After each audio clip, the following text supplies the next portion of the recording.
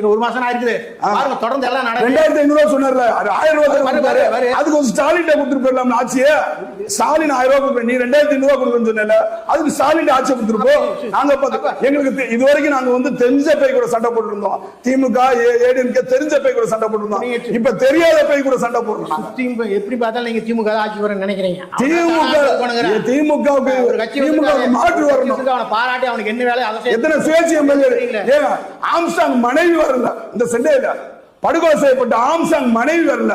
இதெல்லாம் எவ்வளவு பெரிய கொடூரம், எவ்வளவு கொடூரம். ஒருத்தர் கொலை பண்ணிட்டானா அதுக்கோசரம் ஆட்சி கிடைக்கணும், அதெல்லாம் ஆம்ஸ்டாங் தலித் சென்னையில வந்து தலித்தின மக்களின் காவல் ஆம்ஸ்டாங். அவர் இறந்ததுக்கு அப்புறம் தான் ஆம்ஸ்டாங் இருக்காருன்னு இந்த தமிழ்நாடு முழுக்க தெரிஞ்சது. அது என்ன தெரியுது தெரியுங்களா? தமிழ்நாடு முழுக்க எங்களுக்கு ஆம்ஸ்டாங் அப்பறந்தே தெரியும்ல.